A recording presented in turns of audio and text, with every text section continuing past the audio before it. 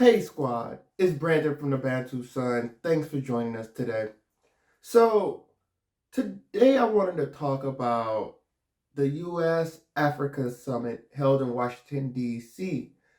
This happened in mid December and it was attended to by 49 African countries, or the leadership from 49 African countries. So, when I heard that, the first thing I want to think about is it's more than 49 countries in Africa, so some people were left off the list. And indeed, there were five known countries that were not invited to this summit: Burkina Faso, Guinea, Mali, Eritrea, and Sudan. So, whenever you have these events, it's always interesting to see who's on the good list and who's on the naughty list. So that also gives us a little insight on how people are thinking and where some of the phrase and relationships happen to be. So, and that's a whole conversation on its own. But at this summit, Biden goes in, starts talking about, Africa's the future, U.S. is all in on Africa, yada, yada, yada. He doubles down on a $55 billion investment over 3 years that America is looking to invest in the continent of Africa. You also have the talks of getting U.S. on a G20 and a permanent UN Security Council member. Those last 2 points, utter rubbish. I don't believe that's on top of U.S. priority list at all.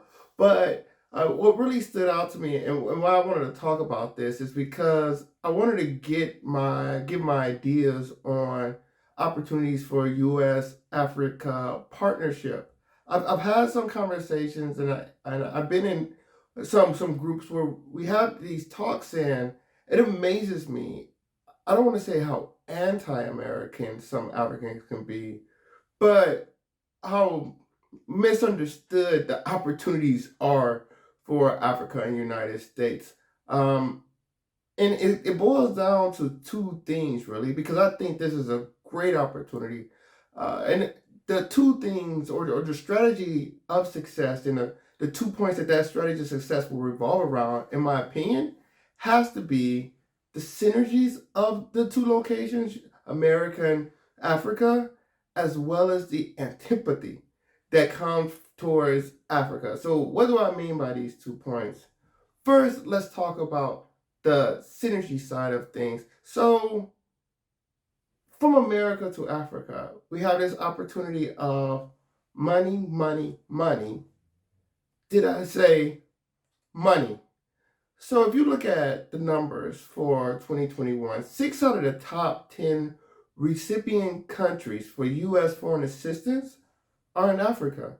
If you look at the 30 to $35 billion that was spent that year, per capita basis, most of it went to Africans. So Europe received $2 per capita on foreign assistance from the United States that year. Asian countries received $3 per capita. Do you know what the number was for Africa? Africa received $11 per capita based off that foreign funding out of that 30 to $35 billion spent that year. This is significant upside, a significant benefit that I think America does a completely horrible job in communicating when they talk about some of the opportunities, partnership with Africa. The African countries received a fair bit of foreign aid. So this shows you that I think the U.S., and this goes down to some of the problem, is the U.S. is throwing money at the situation instead of putting boots on the ground. I really feel as though it's kind of similar to what the British were doing in continental Europe, while they were around the world gallivanting with their navy. They were just throwing money at the continent to try to maintain peace and balance of power, as opposed to putting British troops on the ground. And they only did put British troops on the ground in very favorable circumstances, big alliances, basically partnering with other nations in a significant way. I think America's throwing a lot of money at the Africa situation as opposed to actually getting the companies and investors in for numerous reasons that would be. But I definitely think that the potential for American investment And the American market for African producers, I think, is a great upside. I also like to talk about the track record. So I can't think of a more successful country in economic development. Um, I'm thinking you could possibly argue the British, but to me that's kind of one the line America and Britain. But when you look at countries such as that America aligns with, as opposed to countries that America doesn't align with, there just is a blatant disparity of development. Whether you're comparing Colombia to Venezuela, South Korea to North Korea, um, Taiwan, Japan, Germany, those two latter options, Germany and Japan, former enemies. But look at the development those two countries see right now. Germany is still the largest economy in Europe, and Japan. Well, there's no way you can go on this planet without seeing a Toyota. I'll be shocked. If it's people there, it's probably going to be Toyotas there.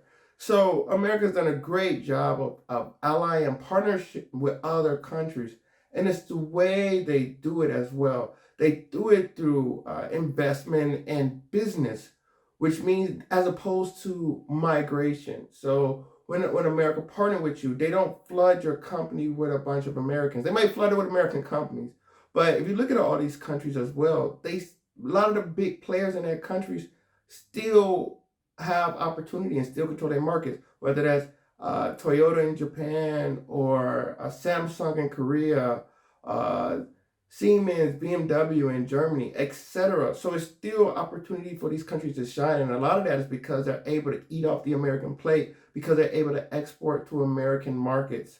So that opportunity there for African countries is abundant. I also want to compare it to the alternatives. So if you look at the major peoples that are really trying to invest in Africa, and there is a myriad. You have groups like the Russians, but I find the Russians to be I just don't find them to be sufficient. I think less than 1% of all African FDI comes from Russia. Whenever Russia is involved in Africa, it's usually in a military sense. They're trying to sell their weapons. They're trying to get the Wagner Group in there to do some work. But it's really not in a construction developmental way, one that would help develop markets and bring the tech that Africa can really benefit from. You have China, but when I look at the investments of China, it really is outside of the horrendous nature of European colonialism. Some, and this is in some areas, I won't paint it all with a broad brush, but the horrendous nature of the scramble for Africa and some of the things done in Africa, such as King Leopold Congo, or what the Germans did in Southwest Africa, currently called Namibia, there was a lot of atrocities. But economically, what the Chinese are doing is very similar to the scramble to me as it regards to how they're investing their money. The scramble was all about laying the infrastructure to access African goods.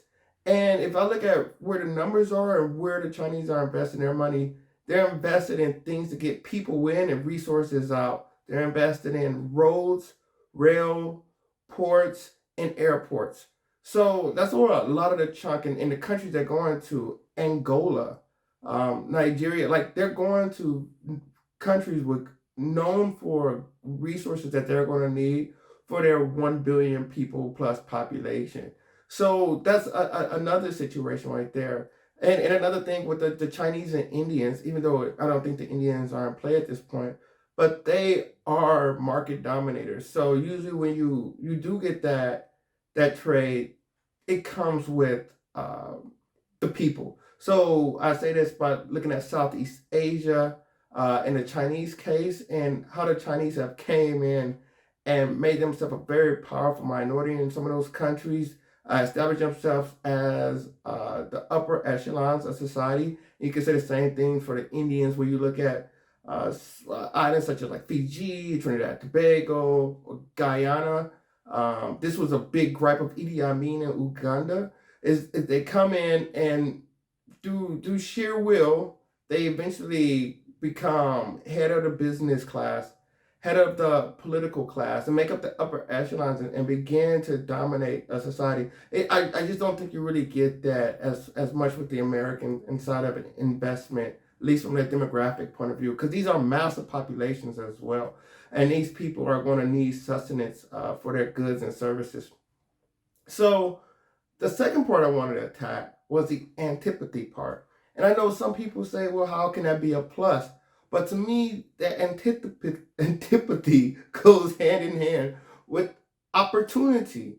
And that opportunity is one, it's not gonna be that competitive, right? Because America come in, right now America hasn't put, I think, built any sufficient real relationships with Africa.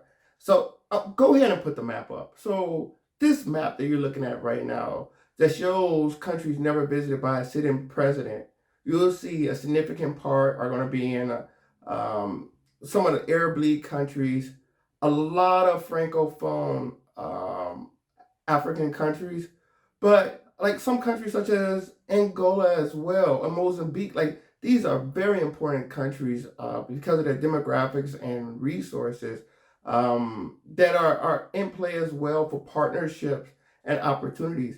So it just shows you how untapped this continent's potential is. And very few countries in the world have the actual market and investment that can actually prime the pump or start the ignition in some of these countries to really get things going in a meaningful way. So, and because it hasn't been done that much, I just think a few successes will be extremely beneficial because the competition is not there, because it's not developed, and there's not that many countries that can actually do these things that go in to develop the market. American technology, know-it-all, and business processes will really add value to what Africa has to offer the world.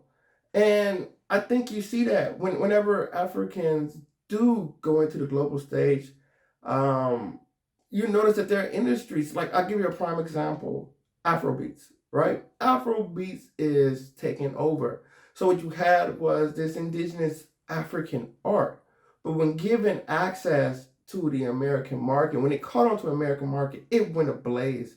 And I really think that's just going to be the tip of the iceberg with some of the opportunities in the American market that you have for Africa. And this has been the most successful modern way of development, exporting to America.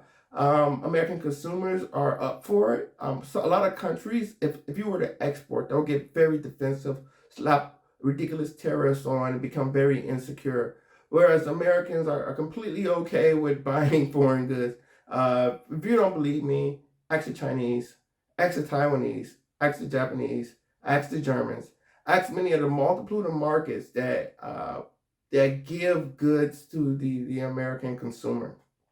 So I think based off those two points, that strategy of synergy and antipathy, that synergy allows for the opportunity, and that antipathy also allows for the opportunity for two different ways. The synergy in a way that this complementary markets, this tropical zone of Africa, as the temperate zone of America, different goods and opportunities for exchange.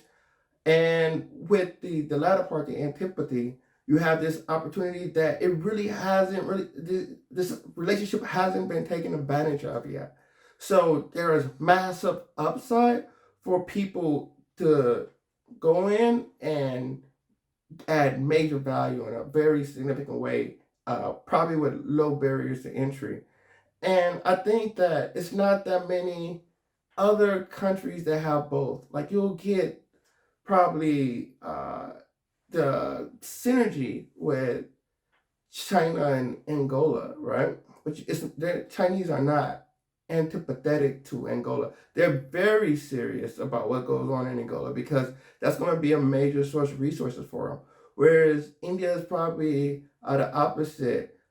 They have antipathy towards the continent, probably, but they really don't have the synergy. They have a billion people and growing.